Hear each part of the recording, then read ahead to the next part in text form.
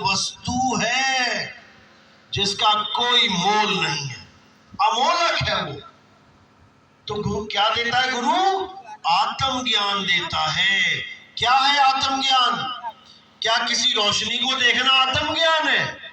कि मैंने जी रोशनी देख ली, आंखें बंद करके बैठा था, बहुत रोशनी थी। क्या रोशनी आत्मा है? रोशनी जड़ वस्तु है। घर में अंधेरा होता है, जड़। तुमने बल्ब जला दिया, आ गई रोशनी, वो भी जड़। ना अंधकार तुमसे बात कर पाए, ना रोशनी तुमसे बात कर पाए। जो अंधकार को भी देख रहा है, जो रोशनी को भी देख रहा है, वो कौन है? उसको समझो। जब तक उसे नहीं समझा, जब तक कल्याण नहीं होने वाला।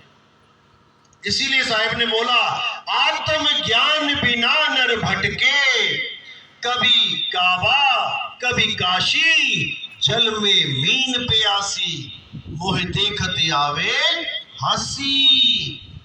आत्म ज्ञान बिना नर भटके, पहले तुम्हें आत्म ज्ञान करना पड़ेगा कि मैं हूं क्या, मैं आदमी हूं या मैं औरत हूं। देखने वाले कहेंगे ये आदमी है, ये औरत है। अरे क्या देखा तुमने? तुमने केवल काया देखी, शरीर देखा। शरीर चमड़ा है, मिट्टी है। एक ने मिट्टी का घड़ा बना दिया, एक ने मिट्टी की सुराही बना दी। घड़े को आदमी कह दिया, सुराही को औरत कह दिया। ये नहीं जान रहा कि दोनों मिट्टी से ही बने हैं। चाहे घड़ा कह ले, चाहे सुराही कह ले, दोनों मिट्टी है। आदमी औरत दोनों मिट्टी है, लेकिन तुम मिट्टी नहीं हो। तुम इस मिट्टी को ढो रहे हो। तुम दिन रात इस मिट्टी को ढो रहे हो। तुम इस मिट्टी को जीवित करके बैठे हो। मिट्टी मुर्दा होती है। मिट्टी की मूर्ति बना दो, बोलने लगेगी क्या? लेकिन ये मिट्टी की मूर्ति कैसे बोल रही है? ये माटी माटी में मिल जाएगी, लेकिन ये बोल कैसे रही है? क्योंकि इसमें आत्मा है। आत्मा की वजह से बोल रही है। उसी आत्म ज्ञान को प्राप्त करना है। ना मैं मिट्टी, ना आप मिट्टी, ना कबीर साहब मिट्टी, ना रविदास मिट्टी, ना राम जी मिट्टी, ना कृष्ण जी मिट्टी, ना हनुमान जी मिट्टी, ना शेरा वाली माता मिट्टी। ये सब शरीर मिट्टी है, लेकिन शरीर में रहने वाली जो आत्मा है वो किसी की मिट्टी की नहीं है। वो जीवित है, जिंदा है। उसकी वजह से ये मिट्टी जीवित है। करंट है तो पंखा चल रहा है, करंट चला गया तो पंखा चलना बंद हो गया। लेकिन हम ये नहीं कहते करंट आने पे कि पंखा जिंदा हो गया और करंट जाने पे पंखा मर गया। हमें बोध होता है कि आ और जा कौन रहा है, कौन आया जिसकी वजह से काया चलने लगी, और कौन गया जिसकी वजह से काया रुक गई। हमने उसको जानना है। इसी को समझाया गया है कि आत्मा के बिना ये काया मुर्दा है। अभी भी मुर्दा ही है, लेकिन सांस ले रहे हो, खा रहे हो, पी रहे हो, इसलिए लग रहा कि मैं जिंदा हूं। इसलिए लग रहा कि ये मिट्टी जिंदा है। ये मिट्टी मुर्दा ही है। जैसे पंखा घूमने लग गया तो इसका मतलब ये नहीं पंखा जिंदा हो गया। इसका मतलब है कि करंट ने उसको चला दिया, और करंट हट जाएगा तो चलता हुआ बंद हो जाएगा। वो पहले भी मुर्दा था, अब भी मुर्दा है। इसी प्रकार ये जितने भी शरीर बैठे हैं, ये पूरा संसार में जितने भी गांव बसे हैं, ये सब मुर्दों के गांव हैं। साधो ये मुर्दों का गांव। अब कोई कहे ले मैं थोड़ी नहीं मुर्दा हूं। अरे जब तक तुम अपने आप को शरीर समझ रहे हो, तुम मुर्दा भी हो जाओगे। कहते हो कि नहीं, डॉक्टर साहब मुझे बचा लो, मैं मर रहा हूं।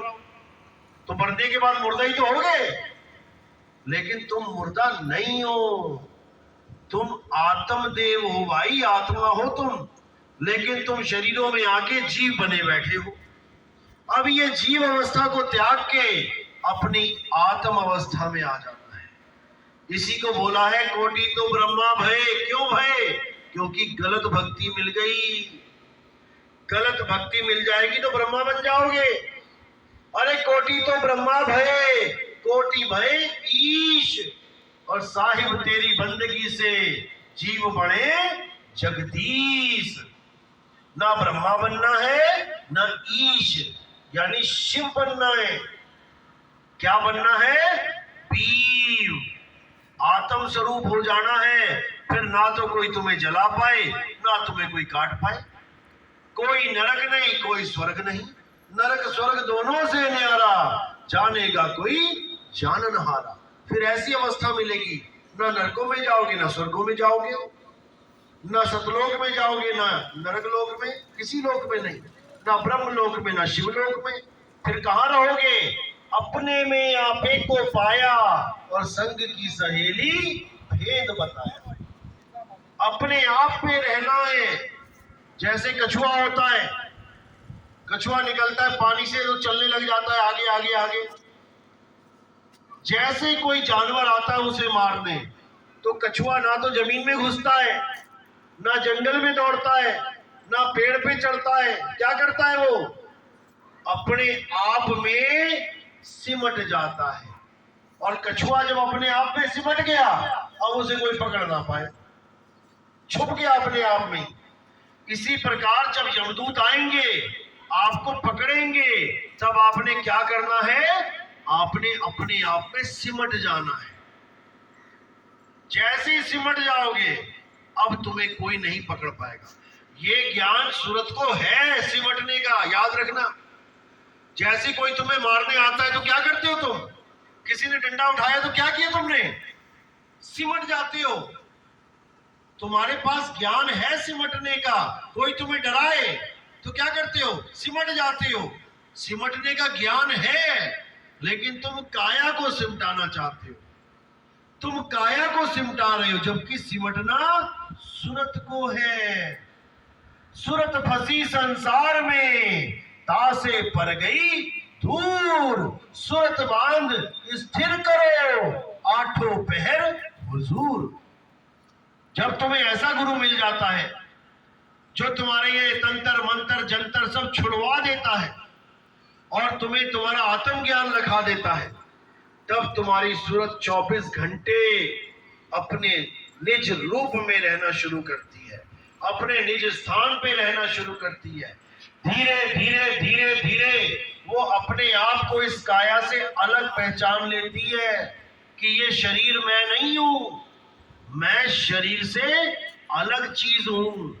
और जब अंत समय आता है तो इस शरीर को ऐसे छोड़ देती है जैसे कभी पकड़ा ही ना हो, और अपने रूप में समा जाती है। इसी को मुक्ति कहते हैं।